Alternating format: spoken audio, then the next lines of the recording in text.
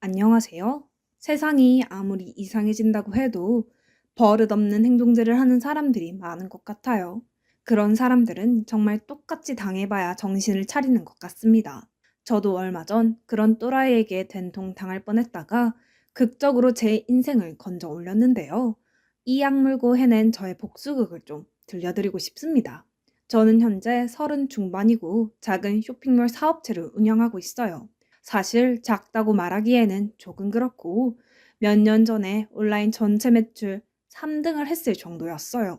그때 제가 건강이 많이 안 좋아져서 사업을 정리하고 작은 알짜배기만 남겨두고 지금 운영하고 있습니다. 사실 이것저것 비용이 많이 나가서 그리 큰 돈을 벌지는 못했어요. 제 성격에 돈이 있으면 가만히 두는 성격이 아니었거든요. 전부 투자하거나 또 자기 개발하는 데 돈을 썼어요. 그래서 주변에서 버는 것보다 소박한 삶을 살고 있었죠. 그런데 그렇게 일만 하며 살다 보니 내가 왜 이렇게 아등바등 살지 하는 생각이 들었습니다. 친구는 제 이야기를 들은 뒤 너 연애 좀 해봐. 그렇게 맨날 일만 하고 살면 삶에 무슨 재미가 있냐? 라고 하면서 소개팅을 시켜주더라고요. 친구가 마당발이라 이 남자 저 남자 알고 있었고 그만큼 저에게 다양한 사람들을 소개시켜줬어요. 의사, 변호사 이런 사람들도 만났고 또 그냥 사업하는 분들부터 시작해서 거의 열댓 명은 넘게 만난 것 같아요. 하지만 진심이 느껴지지 않았고 관계를 오래 이어가고 싶다는 마음이 들지 않더라고요. 결혼을 포기하려고 하던 무렵 제게 다가온 한 남자는 제 마음을 완전히 가져갔습니다. 대기업에서 일하고 있는 사람이었어요. 우연한 기회로 만나게 된 그 남자는 정말 모든 부분에서 자상함을 보여줬고 어떻게 이렇게 사람이 따뜻할 수 있을까 하는 생각을 하게 만들어줬어요. 솔직히 말하면 저는 이성적인 사람이에요. 보통 여자가 공감 능력이 높고 남자는 이성적인데 반대로 저는 사업을 하면서 냉정한 판단을 내려야 하는 순간이 많았기 때문에 굉장히 냉철한 부분을 많이 가지고 있어요. 대신 그 남자는 저의 부족한 부분, 감수성, 따뜻함, 자상함 이런 것들을 가지고 있었고 저희는 정말 퍼즐처럼 서로의 부족한 부분을 감싸주고 그렇게 결혼까지 꼴인하게 되었습니다. 저희 집안 남편 집안 모두 평범한 그냥 어느 대한민국 서민과 다름없었어요. 그래서 예단 이런 것도 패스하고 간소하게 식을 올리고 결혼을 했습니다. 결혼이 이렇게 좋은 줄 몰랐어요. 별로 삶에 의지가 없었던 저에게 활력을 불러 일으켜주고 또 세상을 아름답게 보게 해줬으니까요. 그렇게 저희는 남부럽지 않은 하루하루를 살고 있었습니다. 그 사건이 발생하기 전까지는요. 제가 1년 동안 중국에 계속 왔다 갔다 하면서 출장을 가야 하는 일이 있었어요. 아실 분들은 아실 텐데 옷 쪽 사업은 중국이 없으면 하지를 못해요. 중국 공장에서 만드는 옷 단가가 한국과는 비교도 안 될 정도로 저렴하고 또 그만큼 옷 종류와 선택권도 많았으니까요. 그리고 제가 중간 유통업을 하고 있는데 중국 공장 쪽에 문제가 생겨서 대표인 제가 가야 했던 상황이었죠. 그렇게 남편과 오랜 시간 만나지 못함을 아쉬워하며 저는 중국으로 출장을 갔습니다. 그런데 그때 일이 발생한 거예요. 남편이 연수를 가다가 사고가 난 거예요. 큰 사고는 아니었는데 아니나 다른 큰 일이죠. 다리가 부러져서 수술을 받았으니 말이죠. 완전한 회복을 위해서 3개월간 일상생활을 못하고 꼬박 누워 있어야 했어요. 저는 당장 자리를 비울 수 없어서 먼 타국에서 닭똥 같은 눈물만 흘리며 남편을 걱정했습니다. 가끔 영상통화를 하면서 남편의 근황을 확인했지만 가까이서 돌봐주지 못해 안절부절했죠. 남편은 괜찮아 자기야. 직장 종도들이 병문안도 많이 오고 번갈아 가면서 다 보살펴주네. 아무래도 자기들이랑 같이 있다가 나만 사고당해서 미안해서 그러나 봐. 그래도 내가 인복은 좋다. 자기 나 너무 걱정하지 말고 일 잘 처리하고 와. 라고 하더라고요.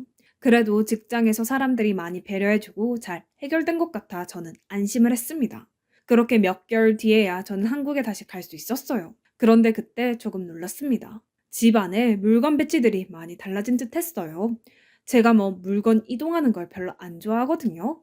그런데 침대 위치도 바뀌었고 식기구들도 몇 개 더 들어와 있고 생각한 것보다 집이 많이 변해 있길래 남편에게 물었죠.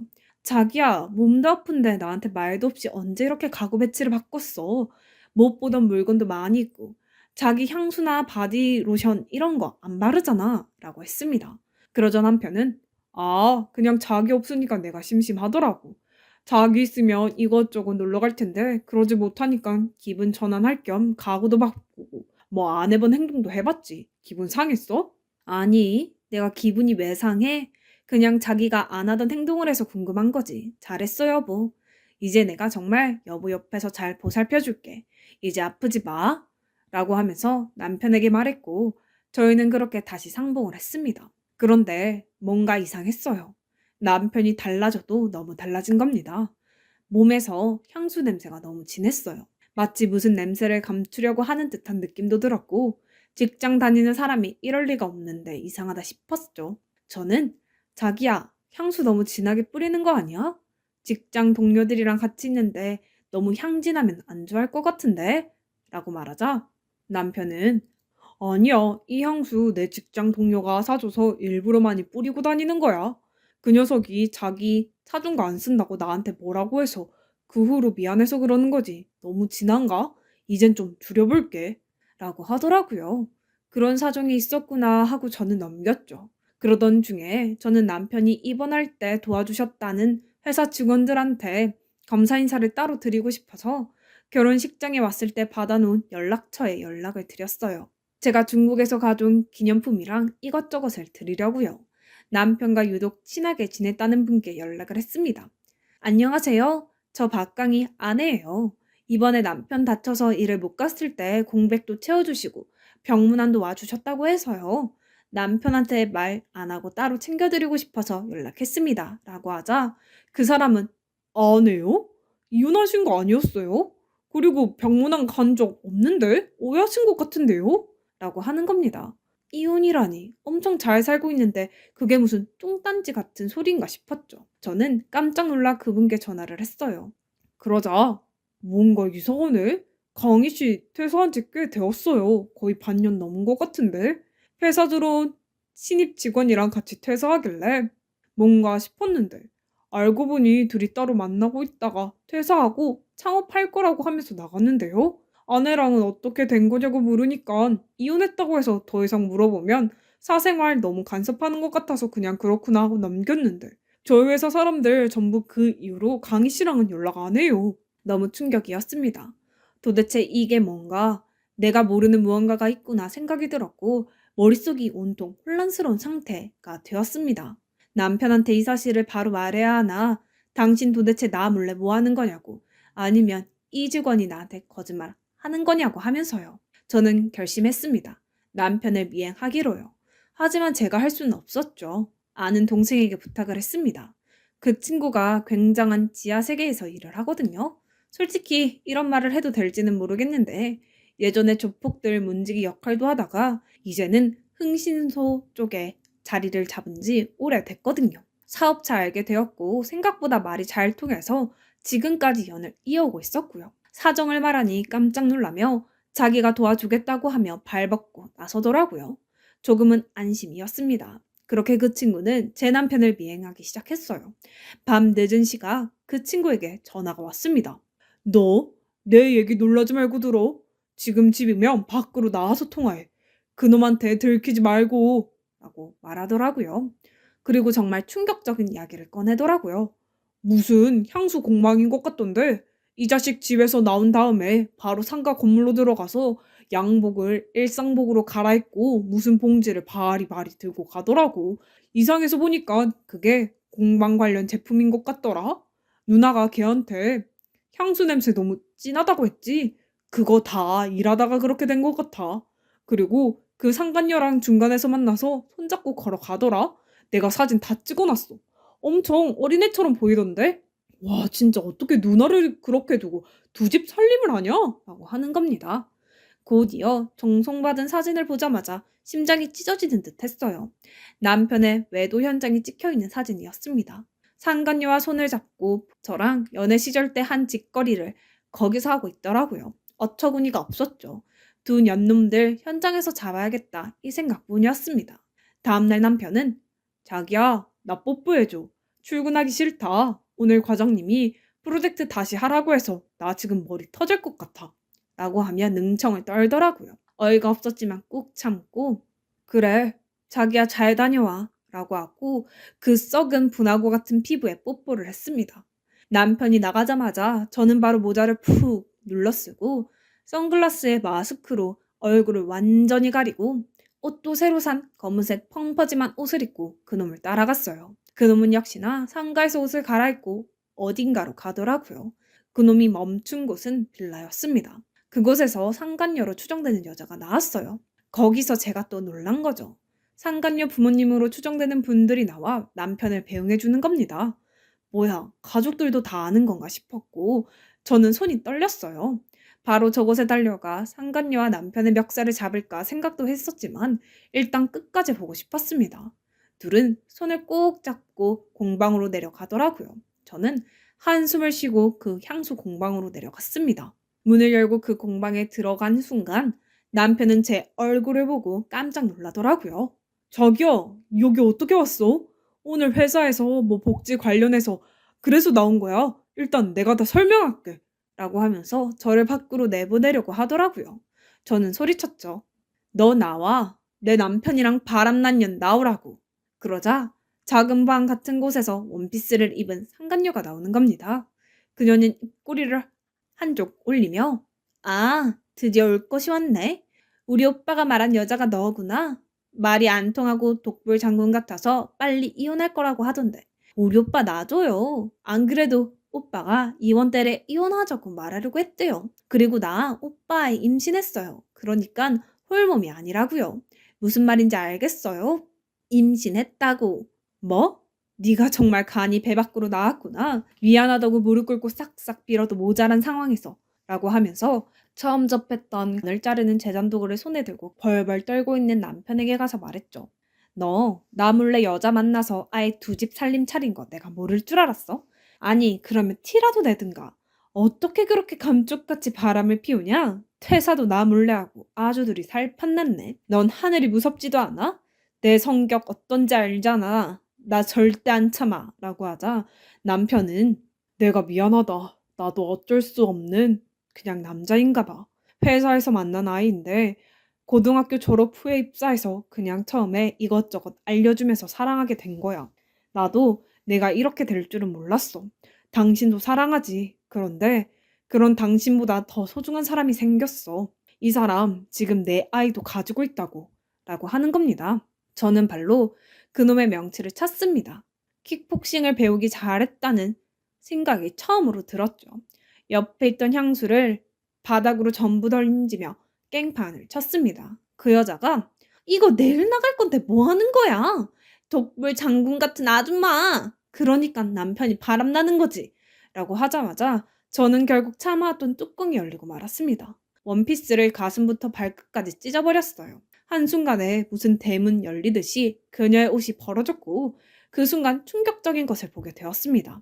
그녀는 배에 복대를 차고 있었죠. 저는 이게 뭐냐고 소리를 질렀고 그녀도 마찬가지로 비명을 지르며 옷을 꽁꽁 싸매더라고요. 너 설마 가짜 임신으로 우리 남편 잡은 거야? 라고 하면서 저는 그녀의 팔을 잡은 뒤 그 복대를 들었어요. 임신 위장용. 그러니까 드라마에서나 쓸 법한 그런 것을 메고 이제껏 임신한 척을 했던 겁니다. 쓰러져 있던 남편은 그것을 보고 뭐야? 아이 가졌다는 거 거짓말이야? 도대체 어떻게 된 거야? 나한테 테스트기 두 줄 보내준 건 그건 뭐냐고. 다음 달에 산부인과도 같이 가기로 했잖아. 라고 하면서 소리쳤고 그녀는 아 몰라. 오빠가 자꾸 현 부인한테 나 만나는 거 안 말하려고 하니까 내가 빨리 재촉하려고 그런 거지. 나라고 이런 짓을 하고 싶었겠어? 오빠가 빨리 이혼을 하던가 별거를 하던가 정리를 했으면 이런 일 없었을 거 아니야. 진짜 짜증나게 이게 무슨 꼴이야. 30분 있다가 공방에 손님 오는데 라고 말하는 순간 향수를 만들러 오기로 한 그 손님들이 문을 열고 들어왔고 상간녀의 그 떡 벌어진 옷을 본 순간 놀라며 나가더라고요. 저는 나가는 그 손님들의 뒤통수에 외쳤습니다. 이거 지금 현 부인이 상간녀랑 남편한테 한 현장이니까 당황하지 말라고. 이 공방 운영하는 연놈들이 불륜을 저질렀으니 널리 퍼뜨려달라고 하면서요. 현장은 아수라장이 되었죠. 남편은 상간녀에게 배신을 느낀 건지 서로 머리채를 잡고 아주 치열하게 싸우더라고요. 저는 그 모습을 영상으로 찍었네요. 제가 손댈 필요도 없이 그들은 개싸움을 시작했습니다. 그렇게 사랑하던 그 사람들이 한순간에 신뢰가 무너져 싸우는 모습을 보니까 정말 한심하기 그지없었습니다. 그리고 저는 남편에게 말했죠. 너 딱 기다려. 내가 여기서 끝낼 것 같지? 아니야. 이제부터 시작이야. 보니까 너 상간녀 부모님들과도 연락 주고받는 것 같은데 너는 끝까지 갈 생각이었나 본데. 그러니까 나도 끝까지 가줄게. 라고 하면서 경고를 했고 남편은 이판사판이다 하면서 저에게 달려들었고 저는 다시 한번 발로 그놈 명치를 찼습니다. 이쑤시개같이 힘도 못 쓰는 저 남자를 왜 내가 좋다고 했을까 후회가 막심했어요. 상간녀는 한 손으로 떡 벌어진 원피스를 부여잡으며 제게 말하더라고요. 꼭 이렇게까지 해야 했어요?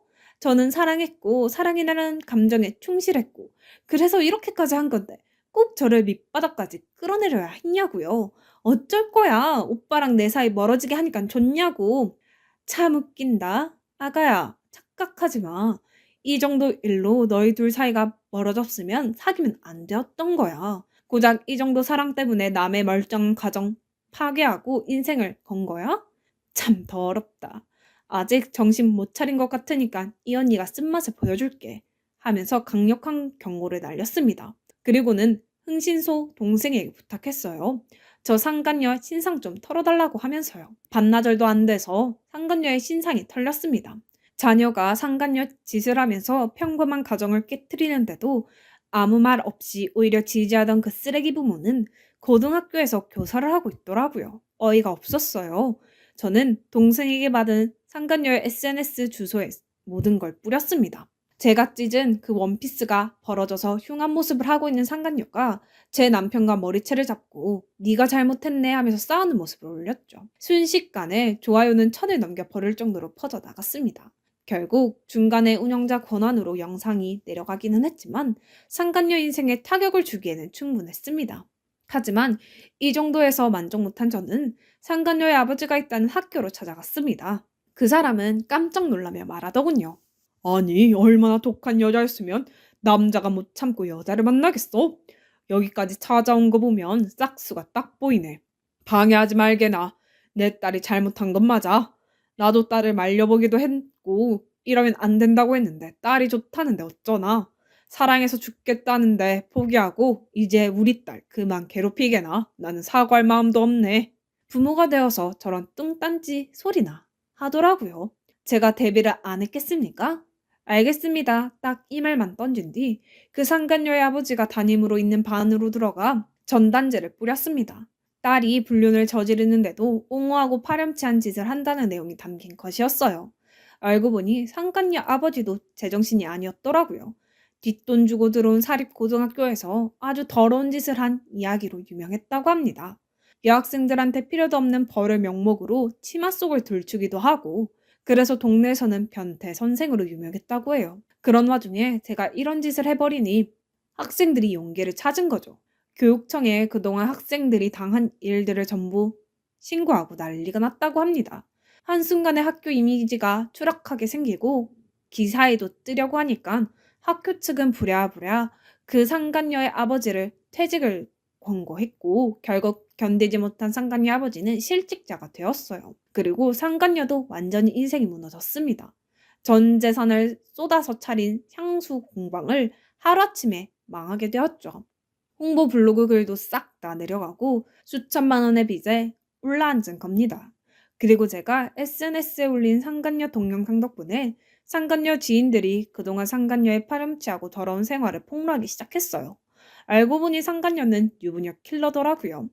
뭐 때문인지 몰라도 유부남만 골라 만나고 가정 파탄 내는 것에 희열을 느끼고 그걸 자랑하듯이 카톡을 지인들에게 보낸 것도 있었습니다.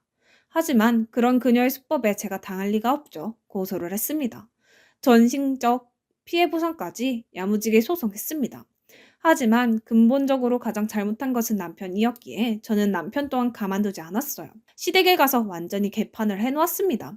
시어머니는 그래도 자기 아들이라고 팔은 안으로 굽더라고요. 네가 뭐 잘못이 있으니까 내 아들이 밖으로 나간 거 아니야? 그러니 그냥 좋게 좋게 헤어져라 라고 하던데요. 남편 바람이 아내 탓이라는 말을 하는데 날벼락을 맞은 느낌이었어요. 저는 시어머니께 말했죠.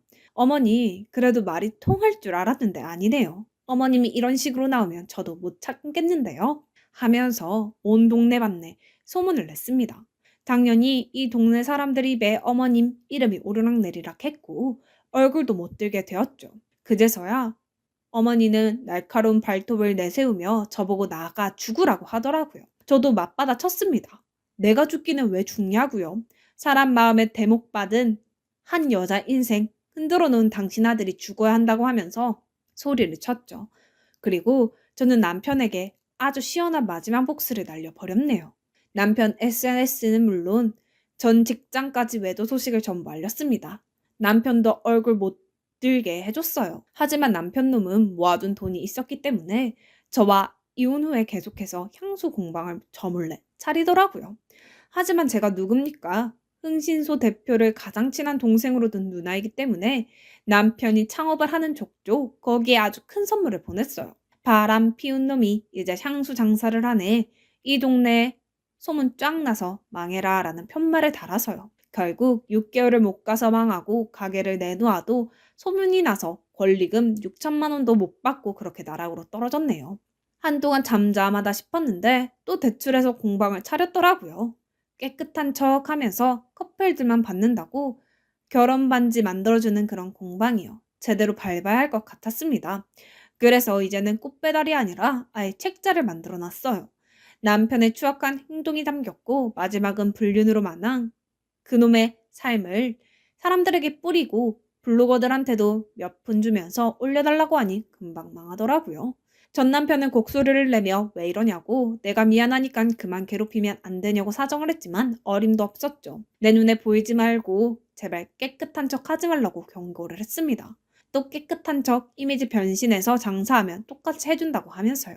제게 어떻게 귀신같이 알고 찾아오는 거냐고 하면서 그놈은 제가 흥신소 동생을 둔 걸 모르고 벌벌 떨며 무서워했고 결국엔 자기 엄마 있는 동네로 내려가 쥐 죽은 듯이 살더라고요. 솔직히 누군가는 저를 비난할 수도 있어요. 왜 이렇게 모질게 끝까지 괴롭히냐고, 용서하면 편하지 않냐고요. 하지만 언제까지 피해자가 가해자를 용서하고 무슨 군자라도 되는 것 마냥 살아야 하는지 모르겠어요. 상처 준 만큼 그놈들한테 상처 줄 수 있으면 주는 게 최고의 복수인 것 같습니다. 아무튼 저도 솔직히 많이 힘들었어요. 죽을 것 같던 시절도 있었고 특히 이혼 소송할 때는 그 기억들을 다 진술해야 하고 변호사님께 치부를 드러내는 것 같아서 너무 죽고 싶었죠. 하지만 피하지 않았어요. 당당하게 그냥 싸웠습니다. 여자가 한을 품으면 온유월에도 서리가 내린다는 말이 그냥 나온 게 아닌 것 같습니다. 정말 바람 같은 짓거리 안 했으면 좋겠네요. 그게 사람 마음에 얼마나 상처 주는 일인지 겪은 사람만 알죠. 이제 제 사업도 키우고 저를 위해 살아야죠. 제 사연 들어주셔서 감사합니다.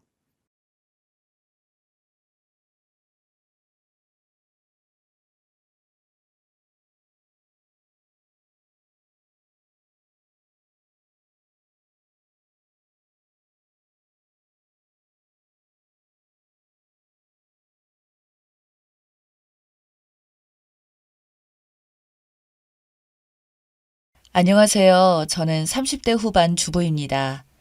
제가 이렇게 사연을 보내게 된 이유는 우리 시어머니, 아니 우리 엄마가 너무 그리워서 그분의 큰 사랑에 감사한 마음을 전하기 위해 이렇게 글을 쓰게 되었습니다. 저는 고아입니다. 고아라는 말은 말 그대로 부모를 여의거나 부모에게 버림받아 몸붙일 곳이 없는 아이라는 뜻이죠. 그렇습니다. 저는 부모에게 버림받은 아이였어요. 제 머릿속을 떠나지 않던 버려진 아이라는 말은 평소에 지울 수 없는, 아무리 지우려 해도 지워지지 않는 것처럼 저를 따라다녔습니다. 고아원에서 우리는 그렇게 교육을 받았고요.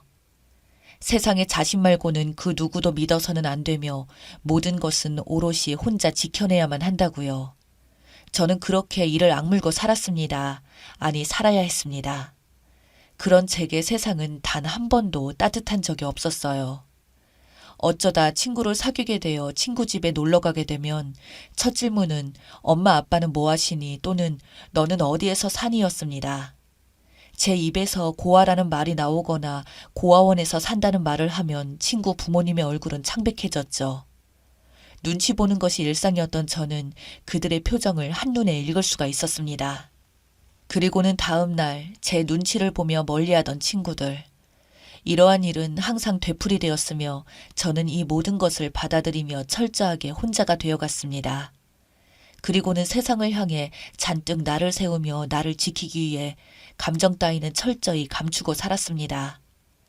대부분 호의를 가지고 다가오는 그 모든 일을 철저히 차단하며 이 거친 세상에서 살아남기 위해 몸부림을 치며 그렇게 살았습니다. 그런 제게 한 사람이 다가왔어요. 웃음이 무엇인지도 모르던 제게 웃음을 가르쳐준 사람. 세상이 그렇게 차갑지만은 않다는 것을 가르쳐주던 그런 사람이었습니다. 그냥 있는 그대로의 나를 인정해주는 그런 사람이었습니다. 나 고아예요. 라고 힘겹게 꺼낸 나의 말에 그래서요? 그게 왜요? 라고 의아한 표정을 지어 오히려 나를 놀라게 하던 그런 사람이었습니다. 평생을 고아라는 족쇄에 갇혀 스스로를 가둬버렸던 나를 처음으로 밖으로 꺼내준 사람이었습니다. 당신 이름은 고아가 아니라 이지선이에요. 라고 단호하게 말하던 사람. 네, 그렇습니다. 그 사람이 지금의 제 남편입니다. 무엇 하나 부족할 것이 없던 사람이었어요. 이런 사람이 왜 나를 좋아할까? 이러다가 또 버려지는 것은 아닐까? 내가 이렇게 행복해도 되는 것일까? 그를 만나고 잠 못 이루며 수없이 생각했었지만 그는 참 배려심이 많은 사람이었습니다. 그는 이런 나를 기다리고 또 기다려 주었습니다. 그런 그가 결혼을 하자며 그의 부모님을 만나자고 했을 때 고아인 나를 받아줄 부모님은 없어요. 당신같이 좋은 사람에게 나 같은 사람은 어울리지 않아요. 당신과 당신 부모님께 상처를 주고 싶지 않아요. 라며 거절했던 내게 그는 우리 부모님을 무시하는 것이냐며 처음으로 크게 화를 내며 평생을 그렇게 도망만 다닐 것이냐, 당신이 우리 부모님을 만나 뵙고도 그런 말을 한다면 당신 말을 따르겠다며 저를 설득했습니다. 그리고 그의 부모님을 처음 뵀던 날 그가 그런 따뜻한 사람이 될 수밖에 없었던 이유를 알게 되었어요. 그 누구도 따라갈 수 없는 엄청난 우아함이 가득했던 그의 부모님은 그저 따뜻한 웃음으로 저를 맞이해 주셨습니다. 엄마, 지선 씨는 부모님이 안 계세요. 라며 아무렇지도 않게 말하는 그와 그렇구나. 라고 아무렇지도 않게 받아들이던 그의 부모님은 제가 고아라는 것을 듣긴 들으신 건지 아니면 잘못 들었나 싶을 정도로 별 관심이 없어 보였습니다. 그런 그의 부모님이 잘못 들었나 싶어서 제가 다시 말을 꺼냈습니다. 사실은 제가 고아입니다. 어릴 때부터 쭉 고아원에서 자랐습니다. 라고 다시 말을 꺼냈지만 그의 부모님은 그랬군요. 라며 다시 아무렇지도 않게 말을 합니다. 그리고는 그의 어머니가 말을 합니다. 눈빛이 참 맑아요. 그래서 우리 아들이 그렇게 좋아하나 보네요. 라며 활짝 웃습니다. 그러고는 나도 지선 씨의 맑은 눈이 참 좋네요. 눈은 사람의 모든 것을 대신하죠. 라고 말을 합니다. 그 순간 나도 모르게 눈물이 쏟아졌어요. 주체할 수 없을 정도로 눈물이 쏟아져 나왔습니다. 그리고 울고 싶을 때는 그냥 울어도 돼요. 라고 말하며 저를 가만히 안아주던 그의 어머니와 그 옆에서 괜한 말을 해서 애를 울렸다며 걱정스럽게 말하던 그의 아버지의 모습에 저는 더 큰 소리로 울어버리고 말았습니다. 단 한 번도 느껴보지 못했던 그 따뜻한 배려에 저는 그렇게 처음으로 고아라는 족쇄에서 벗어날 수가 있었습니다. 가족이 무엇인지 처음으로 알게 되었던 그날, 아니 처음으로 가족이 생긴 그날은 평생 잊지 못할 기억이 되었습니다. 그렇게 그와 결혼을 하고 정말 행복한 나날이 계속되었습니다. 그의 부모님은 정말 좋은 분들이셨습니다. 남편보다 더 의지를 할 정도로 너무 좋은 분들이셨어요. 정말 딸처럼 아낌없이 사랑해 주셨습니다. 고등학교 졸업장이 전부인 제게 공부를 더 해보면 어떻겠냐고 제안을 해주시던 분들, 꼭 대학이 아니어도 괜찮으니 혹시 하고 싶은 공부가 있으면 더 하라고 해주셨습니다. 아낌없이 지원해 주시겠다고요. 대학 시험 보러 가던 날 도시락을 싸서 아침 일찍 응원을 하러 오셔서 아침부터 저를 펑펑 울게 만들던 분들이셨습니다. 내가 왜 이런 행복을, 이런 사랑을 받아도 되는지 불안하기까지 한 그런 날들이 계속되었고, 그렇게 아이를 낳고 어머님, 아버님께서 아이를 돌봐주시고, 저는 일을 할 수가 있었습니다. 모든 결정은 제가 할 수 있도록 해주셨고, 제 결정을 우선으로 존중해 주셨습니다. 정말 많은 것들을 일깨워 주시거나 하셨습니다. 너는 더 많은 것들을 누려도 될 만큼 소중한 아이란다. 어떠한 결정 앞에 설 때마다 제게 용기를 주시던 우리 어머님. 어머님, 당신 덕분에 저는 제 아이에게 당신이 했던 말을 그대로 전해주고 있어요. 당신에게 받은 사랑을 나의 소중한 아이에게 제대로 정성껏 전해주고 있습니다. 그런 저희 어머니가 아프셔서 글을 쓰게 되었습니다. 하늘이 무너져 내리는 것이 이런 것이구나 라며 몇 날 며칠을 울었을까요? 점점 병에 지쳐가시던 어머님을 위해 회사를 그만두고 병간호를 시작했습니다. 제발 우리 어머님을 살려달라고 얼마나 많은 기도를 했을까요? 세상의 모든 신들에게 기도를 했던 것 같습니다. 제발 내게서 우리 어머니, 아니 엄마를 뺏어가지 말아달라고요. 어머님은 간이 좋지 못하셨습니다. 간을 이식받아야만 했습니다. 남편과 어머님과 어머님의 형제분들이 검사를 받았지만 적합자가 없었습니다.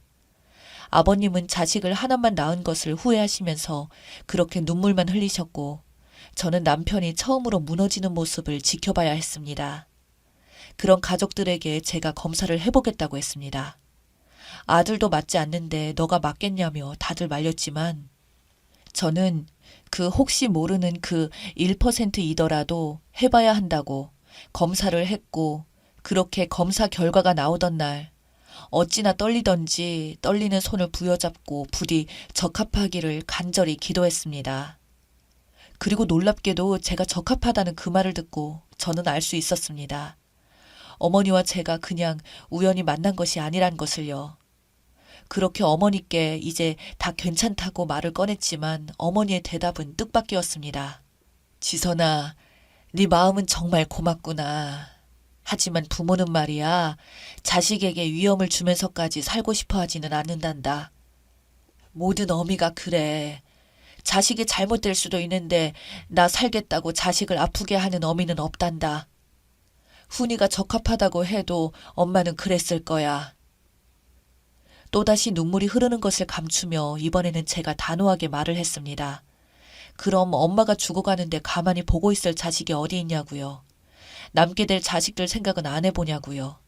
적합하다는 판정이 나왔는데도 시도도 안 해보고 그냥 그렇게 보내냐고요. 그럼 남겨진 우리는 어떠한 마음으로 살아가야 하는 거냐고요. 어머니는 지금까지 제 결정을 존중해주지 않았느냐. 이번에도 존중해달라고 저는 정말 단호하게 말했습니다. 그러자 어머니는 앞으로 아이를 다시 못 가질 수도 있고 약을 평생 먹어야 할 수도 있는 일이라고 의사에게 들었다며 옆에서 그걸 어떻게 지켜보냐며 눈물을 흘리셨어요. 엄마란 이런 것이었네요. 자식이 항상 먼저인 사람. 그런데 저를 낳아준 엄마는 어떻게 저를 그렇게 버릴 수 있었을까요? 엄마는 이렇게 자식만 생각하고 자식이 아플까봐 걱정만 하는 존재인데 말입니다. 가슴이 미어진다는 말이 이런 말이었네요. 그런 어머니와 수술실로 들어가는데 저는 정말 하늘에 감사드렸습니다. 제가 어머니께 해드릴 수 있는 무엇인가가 있다는 것이 얼마나 감사한지요. 아니, 이제 어머님과 내가 정말 무엇인가로 연결되어 있다는 생각에 정말 행복했습니다. 이제 정말 어머니의 딸이 되는구나 하는 생각에 안도감마저 들었습니다. 그렇게 우리는 모든 것이 다 잘 될 줄 알았습니다. 제가 적합자인 것조차 기적이었으니까요. 우리는 그렇게 기적이 일어날 줄 알았습니다. 하지만 세상은 정말 무심하게도 저희에게서 어머님을 데려가 버렸습니다. 이식수술로 처음에는 괜찮았으나 갑자기 안 좋아지면서 어머님은 그렇게 떠나가셨습니다. 너무 허무해서 눈물도 나오지 않더라고요. 믿기지도 않았고요. 세상에 유독 나에게만 이렇게 가혹한지 이해할 수가 없었습니다. 다들 행복하기만 한데 내가 행복해지면 안 되는 것인지 좌절하고 하루하루 참을 수 없는 불합리함에 신을 원망하고 있을 때 이모님이 찾아오셨습니다. 어머님의 남기고 간 것을 전해줘야 한다면서요. 그렇게 이모님은 어머님께서 꼭 혼자 열어보라고 했다며 당부하셨고, 잠시 후 이모님은 돌아가시고 어머니께서 주신 상자를 가만히 바라보는데 갑자기 폭풍처럼 눈물이 쏟아집니다. 하지만 저는 감히 상자를 선뜻 열어보지 못했습니다. 몇 날 며칠을 눈물만 흘리다가 상자를 열어본 어느 날, 저는 심장이 멎는 듯한 아픔을 느껴야만 했습니다. 그곳에는 사랑하는 내 딸아라고 시작하는 어머니의 편지와 통장이 하나 있었습니다. 너가 이 상자를 열어보았다면 나는 이미 이 세상에 없겠구나 라고 어머님은 혹시 모를 죽음에 대해 미리 준비하셨던 것 같습니다. 그리고는 엄마가 오래오래 살아서 너를 지켜주고 싶었는데 너무나 미안하구나. 딸에게는 엄마가 꼭 있어야 하는데 우리 딸 앞으로 어떻게 지낼지 엄마가 걱정이 많아. 너의 정성에도 불구하고 이 못난 엄마는 너에게 상처만 주고 떠나는구나. 사랑하는 딸아, 항상 비상금은 있어야 한단다. 이 엄마가 결혼할 때 너희 외할머니가 통장을 하나 주더구나. 항상 지니고 있으면 든든할 거라고. 엄마는 살면서 힘이 들 때마다 할머니가 주신 그 통장을 열어보며 힘을 냈어. 우리 딸도 그랬으면 좋겠구나. 너가 힘이 들 때마다 엄마 생각하면서 잘 이겨냈으면 좋겠구나. 우리 딸 처음 보던 날 너의 맑은 눈이 다시 생각나는구나. 이번 생에는 비록 조금 늦게 왔지만 다음 생에서는 조금 더 빨리 엄마에게 와주렴. 다음 생에서도 엄마 딸 하자꾸나 딸아. 사랑하는 내 딸아, 너는 참 소중한 아이란다. 너는 더 많은 것을 누려야 한단다. 잊지 마렴. 항상 너를 소중히 생각하렴. 사랑하는 내 딸. 사랑하는 우리 엄마, 그곳에서는 아프지 마세요. 이제 딸 걱정은 하지 말고 편히 쉬세요. 사랑하는 우리 엄마, 당신의 커다란 사랑을 감히 따라갈 수 있을지 모르겠으나 나는 앞으로 당신의 딸로서 창피하지 않게 베풀고 배려하고 살겠습니다. 다음 생에 저도 꼭 엄마 딸로 같이 오래오래 살아요. 엄마, 사랑해요. 당신이 너무너무 보고 싶은 날입니다. 사랑합니다.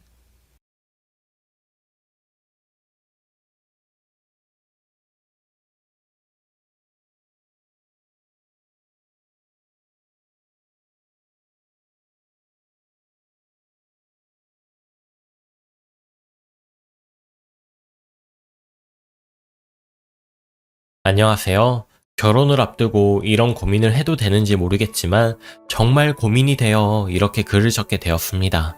우선 저는 결혼 4개월 남은 예비 신부이며 나이는 27입니다. 부모님은 제가 어릴 적 돌아가시고 할아버지가 엄마 빈자리를 느끼지 못할 정도로 잘 키워주시고 저에겐 엄마이자 아버지입니다. 그런데 4개월 전에 할아버지가 돌아가셨습니다. 결혼식을 보고 가셨으면 너무 좋았을 텐데 나이가 많으시고 지병이 있으시다 보니 갑작스런 죽음은 아니라 마음의 준비를 하긴 했지만 극복하는데 시간이 좀 걸리더군요. 그런데 할아버지께서는 저에게 집과 땅을 조금 물려주시고 돌아가셨습니다. 할아버지가 부동산 쪽에 계셔서 이 분야는 잘 알고 계셔서 그런지 남겨진 액수가 꽤 되었습니다. 자그마치 14억 2천만 원 정도. 네, 저에겐 정말 큰 돈입니다. 그런데 모든 건 이 돈 때문에 시작되더군요. 남자친구는 취업한 지 얼마 되지 않아 사회초년생이라 얼마 모으지 못하고 그래도 모은 돈은 3천만 원 정도 모았습니다. 그리고 예비 시어머니가 남자친구 앞으로 전셋집 하나 만들어 놓은 것이 있고요. 저에게 유산이 많이 있고 집도 있고 해서 경제적인 부담은 없기 때문에 제가 혼수하고 결혼에 대한 준비를 척척하려고 생각하고 있었습니다. 남자친구에게는 당연히 결혼할 사이이니 이 모든 사실을 말해주었고요. 그런데 남자친구가 예비 시어머니한테 저의 유산이며 제가 준비하려고 하는 결혼 내용을 말했는지 정가는 정말 반응이 확연히 틀리는 걸 제가 느낍니다. 제가 놀러 갈 때마다 부담스러울 정도로 계속 티나게 잘해주십니다. 처음부터 그랬다면 원래 그러신 분이라 생각하겠지만 처음에는 이렇게까지 대해주진 않으셨거든요. 매일매일 귀한 손님 온 거 마냥 상다리 부러지고, 하지만 제가 볼 때는 이런 생각을 해도 되는지 모르겠지만 시어머니의 꿍꿍이가 다 티가 납니다. 은연중에 하시는 말씀이 다른 집 혼수 이야기를 자꾸 꺼내시며 누구 엄마는 뭘 해왔느니 명품백을 좋은 것을 받았다느니 하도 그러시길래 고민하다가 가방 하나 사드렸습니다. 물론 그렇게 비싼 건 아니고요. 엊그제는 어머님 생신이셔서 인사드리러 갔는데 밥도 먹고 이야기하며 놀다가 갑자기 어머니가 저에게 화장대 위에 있는 무슨 종이를 가져오라고 하시더라고요. 그래서 살펴보니 제가 혼수로 준비할 것들을 적어 놓으셨길래 알겠다고 하고 제 가방에 넣었습니다. 한편으로는 품목들도 많고 값비싼 것들도 있어 보이길래 부담스러웠지만 웬만한 거는 해드려야지 생각하고 있었기에 고민을 해보려던 참이었습니다. 그러다가 케이크 먹으면서 장난치다가 얼굴에 크림이 묻어서 정리하고 화장 고치기 위해 어머님께 양해를 구하고 어머님 방 화장대에서 얼굴 보며 지우려고 하는데 그 순간 서랍 사이로 삐져나온 종이에 14억이라는 글씨에 동그라미가 쳐져 있는 것을 보고 말았습니다. 보자마자 설마 했는데 그래도 뭔가 싸한 느낌에 본능적으로 종이를 꺼내 보았는데 충격이었습니다. 14억 2천 받은 거 아시고 14억에 대한 계획을 요목조목하게 짜놓은 리스트였습니다. 시드니, 스페인 등 여행, 가방, 코트, 용인집, 적금, 수입차 등 어머님이 하고 싶은 것이 정말 자세히 적혀 있었습니다. 자동차에는 예비 신랑 이름이 적혀 있는 걸 보니 차를 뽑아줄 계획도 잡혀 있으나 보더라고요.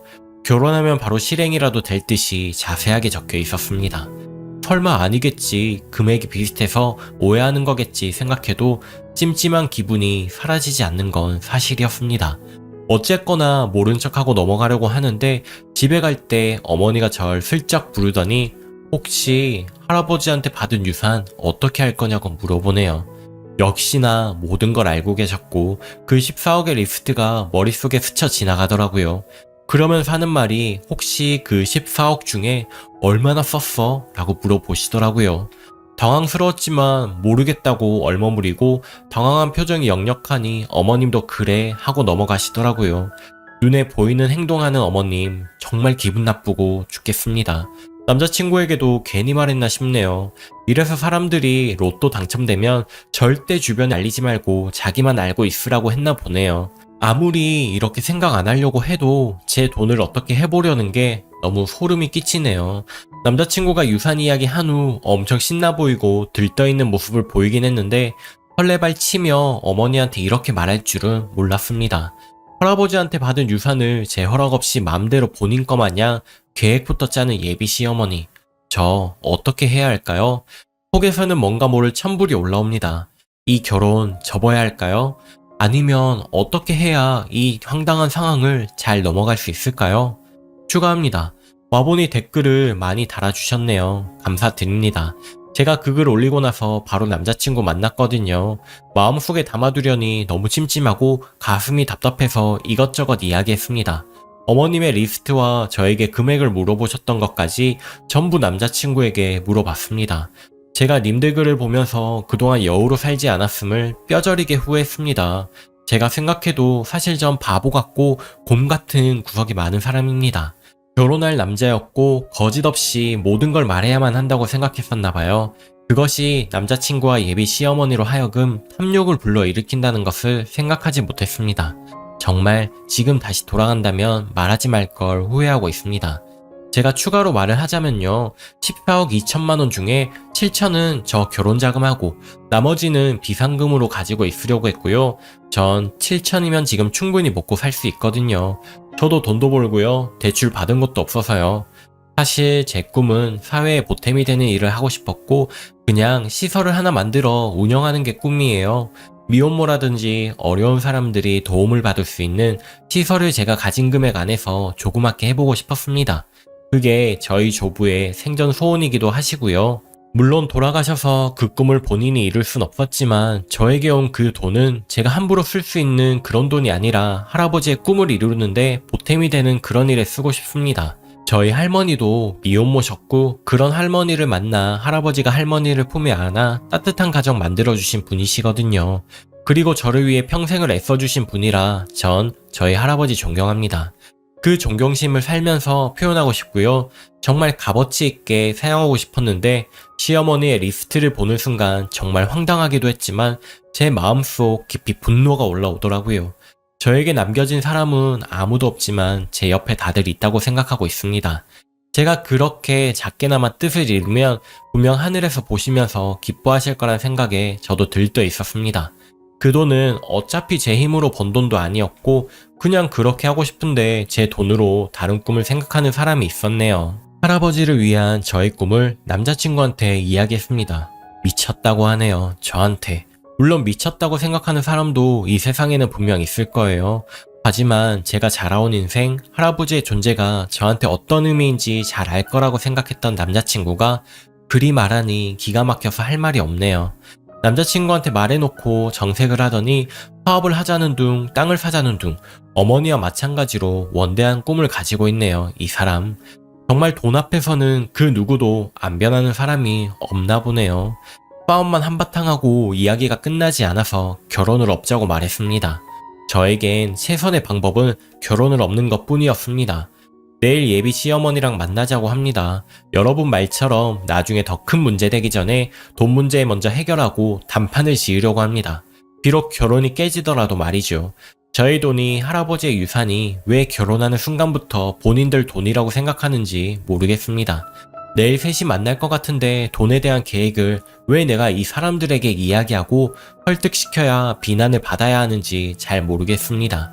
저는 이 돈을 허투루 쓸 생각이 없는데 너무 지금 상황이 난감해지고 황당하고 분노가 올라오네요. 내일 말을 잘해야겠다 생각하는데 제가 언쟁에는 정말 자신이 없어서 생각할수록 막 손발이 덜덜덜 떨려요. 휴, 내일 이야기 잘하고 올게요. 님들 말 들어보니 정말 이 문제 심각한 것 같습니다. 너무 사람을 많이 믿고 안일했던 저를 깨우쳐 주셔서 정말 감사드립니다. 후기입니다. 결국 셋이 모인 자리에서 결혼을 파토냈습니다. 자기들 돈처럼 구는 그 모습에 정이 떨어지고 치가 떨려 저절로 말이 나오더라고요. 남자친구와 실갱이 하다가 도망치듯이 나왔습니다. 사업을 같이 하자는 둥 그 돈으로 뭘 하자고 하는지 대체 왜 그러는지 그렇게 나오고 솔직히 전 다 끝난 줄 알았거든요. 그런데 오늘 집 앞에 어머님은 혼자 계시더라고요. 멀리서 그 모습을 보고 순간 너무 놀라고 무서워서 집에 못 들어가고 나가서 방황하다가 5시쯤에 들어갔습니다. 왜 무서운지는 모르겠지만 뭔가 다른 사람과 갈등이 있는 자체가 저한테는 너무 큰 스트레스입니다. 그리고 마주치고 싶지도 않았고 대문 앞에 없길래 안심하고 들어가는데 현관문 앞에 앉아 계시는 겁니다. 대문은 어찌어찌 넘어서 들어가신 것 같은데 현관문은 번호키라 못 들어가셨습니다. 제가 덜덜 떨면서 뒷걸음질 치니까 막 달려오시더니 이야기 좀 하자고 하더라고요. 그래서 끝났고 더 이상 할 말 없다고 하니까 우선 그때 일은 정말 미안하고 잘못했다 사과한다면서 갑자기 제 앞에 무릎을 꿇으시더라고요. 이러지 마시고 일단 어찌어찌 해서 바로 옆에 공원 벤치에 앉아서 이야기를 하게 되었습니다. 자기 아들 지금 몸져 누웠다고 회사도 안 간다고 제발 자기를 봐서라도 이 결혼 다시 한번 생각해 봐줄 수 없냐고 하네요. 저는 할 말이 없어서 그냥 계속 가만히 있었습니다. 다시 한 번만 부탁한다고 생각해 볼 수 없느냐고 계속 했던 말을 또 하시더라고요. 그리고 본인은 솔직히 돈이 있으면 우리 다 잘 살 수 있을 거라 생각했다고. 그래서 자신도 모르게 행복을 꿈꾸면서 우리 모두를 위한 계획을 세웠다고 하시더라고요. 그러시면서 우시더라고요. 그래서 다 이게 무슨 소용이냐고 저는 이제 미련도 없고 헤어진다고 했더니 갑자기 그분의 눈빛이 싹 바뀌더군요. 활기가 느껴지면서 돈 있다고 결혼도 마음대로 끝내고 그러면 천벌 받는다고 하더라고요. 그래서 저도 결혼보다는 시련을 극복해야 하니 제 생활에 집중할 거라고 공부도 좀 하고 여행도 좀 한다고 그랬더니 누군 다 죽어가는데 돈 있다고 여행을 하느냐며 침을 딱 뱉더군요. 그것도 제 얼굴에요. 정말 깜짝 놀랐습니다. 맞는 것보다 더 기분 나쁘고 소름 끼쳤습니다. 그래서 왜 이러시냐고 저도 화를 냈더니 머리채를 잡으시네요. 다 죽어가는 자기 아들 좀 보고 이야기하라고. 아들 인생 망쳐놓고 너는 14억 가지고 호의호식하며 잘 살 줄 아냐고 말이죠. 정말 사람이 아닌 것 같았습니다. 14억을 날리게 생겨서 그런지 제정신이 아닌 것 같았습니다. 머리털은 다 뽑히고 너무 아픈데 당최 제 힘으로는 해결이 안 되고 아무도 말리는 사람이 없더군요. 정말 비참하게 한참 끌려가다가 분이 풀리니 손을 놓더라고요. 그리고 저를 막 끌고 차를 태우더라고요. 뿌리쳤지만 끝까지 잡아당겨서 데려가더라고요. 남친 정말 땀 흘리며 누워있고 다 너 때문에 그런 거래요. 그리고 막 등이며 팔이며 잡고 흔들면서 때리시고 네가 데리고 가든 죽이든 하라길래 그냥 열받아서 일어났거든요. 저도 화가 나서 폭파할 지경이라 그래서 단호하게 말했습니다. 어머니, 저 이 사람이랑 결혼할 생각 추호도 없고요. 어머님이 말한 예단이나 이런 거 해올 능력이 안 됩니다. 할아버지 유산 다 기부할 생각이고 제 돈은 없습니다. 이렇게 말씀드렸더니 정말 저보고 독하다고 하시면서 당장 가! 꼴도 보기 싫다고 하더라고요. 그 한마디 정말 열받고 화나고 애통하고 정말 빵 터질 것 같은 마음에 정말 공황 상태라고 해야 하나? 귀가 멍해서 주변 소리가 안 들리고 제 심장 소리만 들리는 느낌이었습니다.